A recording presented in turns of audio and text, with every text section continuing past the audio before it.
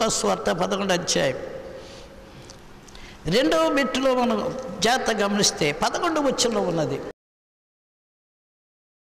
మీలో తండ్రి అయిన వాడు తన కుమారుడు చేపను అడిగితే చేపకు ప్రతిగా పామునిచ్చున, గుడ్డును అడిగితే తేలునిచ్చున. కాబట్టి మీరు చెడ్డవారయుండి మీ పిల్లలకు మంచి ఈవులను నెరిగి ఉండగా.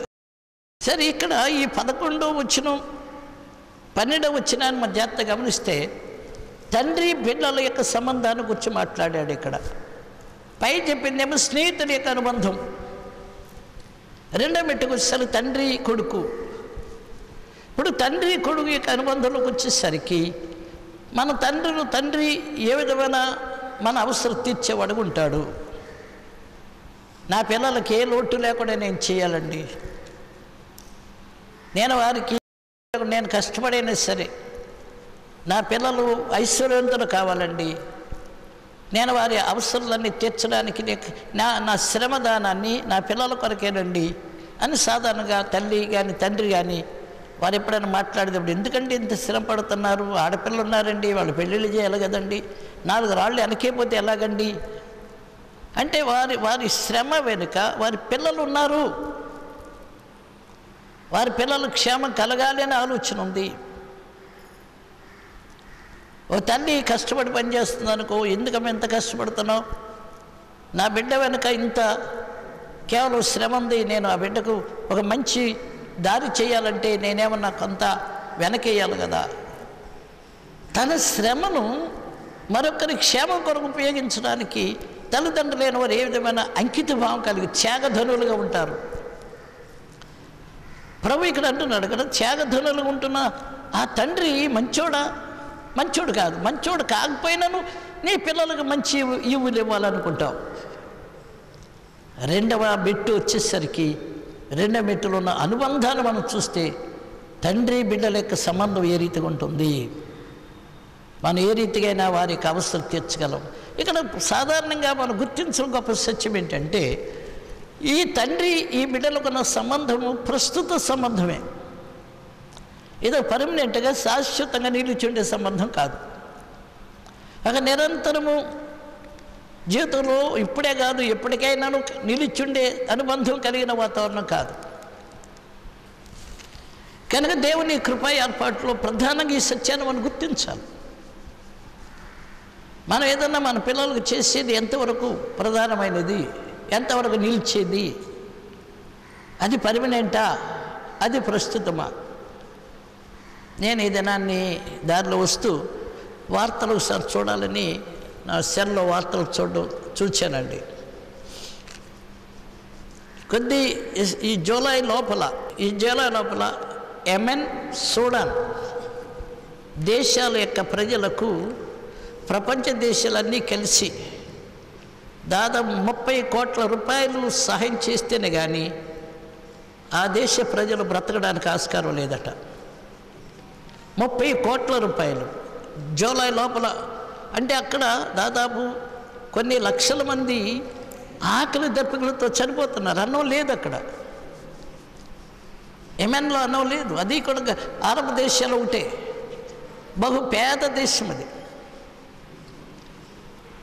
అదే సూడాన్లో కరువు కారణం అంతర్యుద్ధాలు, వాటిని ఎత్నిక్ వార్స్ అంటారు. ఒక తెగవారు బలిస్తే మరొక తెగవారిని కొట్టేసుకుని తినేయడం, తెగల మధ్య జరిగే యుద్ధం సూడాన్లో బహుభయంకరంగా జరిగే పరిస్థితులు ఉన్నాయి. కానీ ప్రపంచ దేశాల్లో ఆహార లోటు చేత కొన్ని వేల ప్రజలు మరణిస్తారు అనేది ఐక్యరాజ్య సమితి నుంచి ఈ దినాన్ని ఒక వర్తమానం పంపడం జరిగింది. ఆ ప్రజలను ఎవరు చూస్తారు? ప్రపంచ దేశాలందరూ చేతులు కలిపి ఈ జూలై లోపల 30 కోట్ల రూపాయలు మనం పంపగలిగితే ఆ ప్రజలకు ఆహారము అవసరం తీర్చబడడానికి మందులు, అనారోగ్యాలతో 30 లక్షల మంది అనారోగ్యాల్లో ఉన్నారట. కానీ రోగ పీడిత జనాంగం, ఆకలి పీడిత జనాంగం, యుద్ధ పీడిత జనాంగం, కేవలం ఒక ప్రక్కన జరుగుతున్న స్థితిగతులు మనం జాగ్రత్తగా గమనిస్తే ఇరాక్లో ఒక పట్టణాన్ని పట్టుకున్నారంటారు నిన్న మొన్న.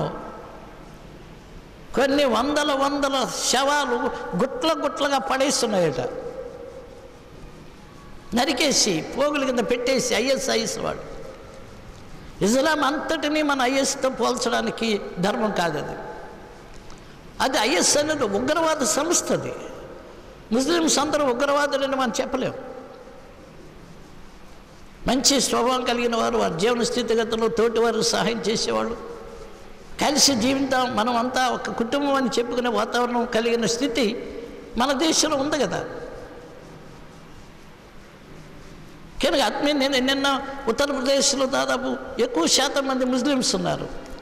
ఎక్కువ శాతం మంది ముస్లిమ్స్ ఉన్నప్పటికీ బీజేపీ మరి కేవలం బంపర్ మెజారిటీతో వచ్చింది.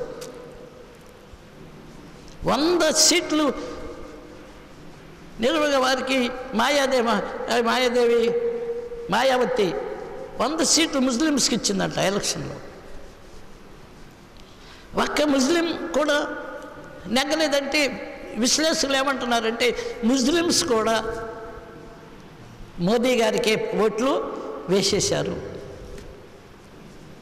మత సంబంధమైన పరిస్థితుల మధ్య తేడాలు ఉన్నాయి, ఆర్ఎస్ఎస్ ఇది అది గొడవలు ఉన్నాయి అనుకుని చెప్పుకునే పరిస్థితుల్లో కూడా ఒక బిఏ చదివిన ముస్లిం అమ్మాయి అంటుంది, కేవలం మా అమ్మ నన్ను కష్టపడి చదివించింది, మా మోదీ గారు వస్తే మాకు మంచి మేలు జరుగుతుంది, రేపు దాన్ని మంచి విద్యను అభ్యసించగలనని మా ఇంటి వాళ్ళందరూ ఓట్లు వేసామని చెప్తుంది.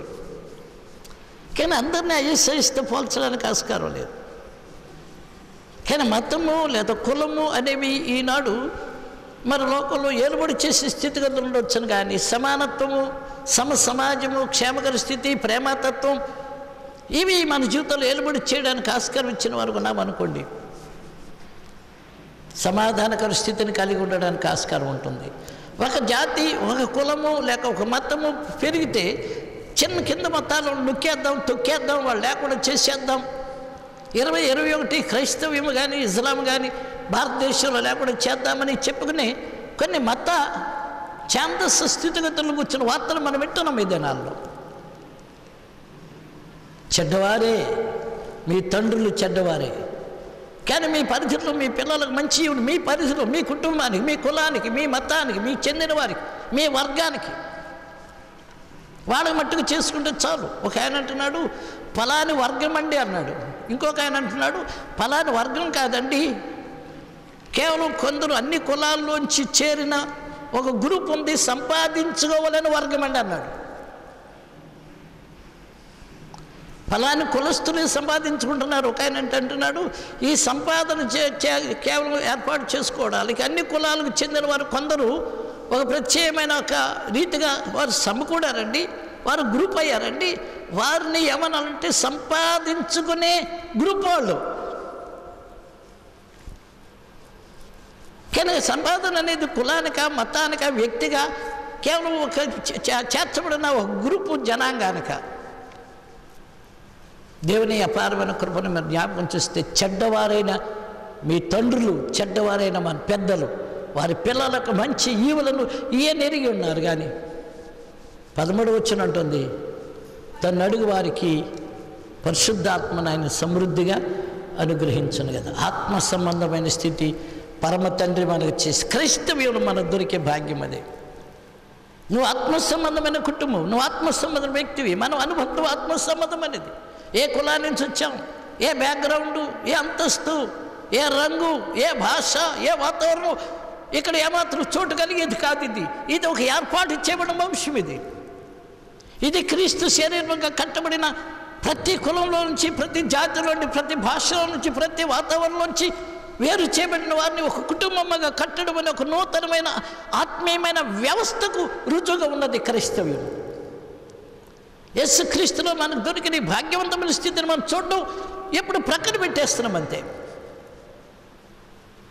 దేవుని కృపై ఏర్పాటులో దేవుని దాస్తునిగా పేతురు రాసిన మొదటి పత్రిక 2వ అధ్యాయం 9వ వచనం అనేక పర్యాయములు మీకు జ్ఞాపకం చేసినట్టు నాకు గుర్తుంది. పేతురు రాసిన మొదటి పత్రిక 2వ అధ్యాయం 9వ వచనం, అయితే మీరు చీకటిలో నుండి ఆశ్చర్యకరమైన తన వెలుగులోనికి మిమ్మల్ని పిలిచిన వాని గుణాతిశయములను ప్రచురం చేయ నిమిత్తము ఏర్పరచబడిన వంశమును, రాజులైన యాజక సమూహమును, పరిశుద్ధ జనమును, దేవుని సొత్తైన ప్రజలనై ఉన్నారు. ఒకప్పుడు ప్రజగా ఉండక ఇప్పుడు ప్రజ అయితిరి. ఒకప్పుడు కనికరింపబడక ఇప్పుడు కనికరింపబడుతుంది. దేవుని సన్నిధిలో మన ఏర్పాటే ప్రత్యేకమైంది. మీ పరలోక ఆత్మ సంబంధమైన అనుబంధం, ఆత్మ సంబంధమైన మన పరిస్థితులు మన సాగిన వారు ఉంటున్నప్పుడు శరీరీతిగా ఉంటాయి, పోతాయి, జరుగుతుంది, జరగకపోద్ది, అవునంటారు, కాదంటారు, జయిస్తాం, ఫెయిల్ అవుతాం, ఏమన్నా కానీ అది ప్రస్తుతమే. ఒక శాశ్వత నియమం, ఆత్మనియమంలో విషయాలు నువ్వు చూడగలిగినప్పుడు నువ్వు దేవుని సంబంధివి, దేవుని ఏర్పాటులో నీవు నిర్ణయించబడిన వ్యక్తివి. నీకు ఒక ప్రత్యేకమైన స్థానము, ఏర్పాటు, ఓ బాధ్యతమైన స్థితి నీకుంది. ఒక ప్రత్యేకమైన స్థితికి నువ్వు సమకూర్చబడిన వ్యక్తివి అనేది క్రైస్తవ విశ్వాస జీవితంలో మనం గుర్తించడం చాలా అవసరం. ఈ ఆరాధనలో ఎవరికి వారి మీ హృదయాలు జాగ్రత్తగా పరిశీలన చేసుకుంటే స్నేహమా ఏ రీతిగా ఉంటుంది, రక్త సంబంధమా ఏ రీతిగా ఉంటుంది, ఆత్మ సంబంధమా ఏ రీతిగా ఉంటుంది.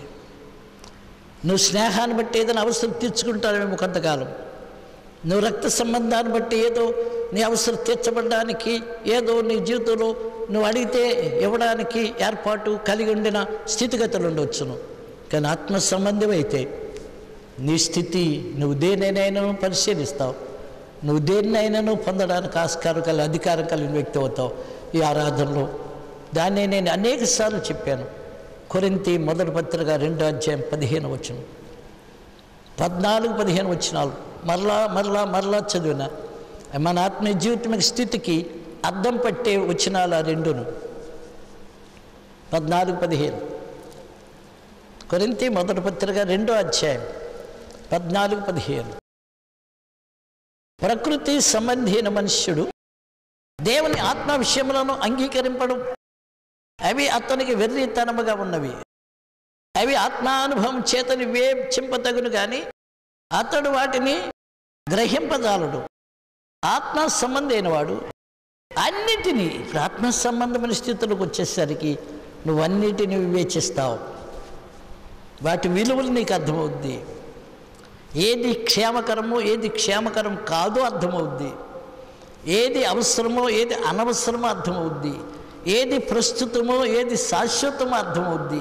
ఆత్మ సంబంధైన వాడు అన్నిటిని వివేచించను కానీ ఎవని చేతనైనా వివేచింపబడడు. ఎంత గొప్ప విషయం!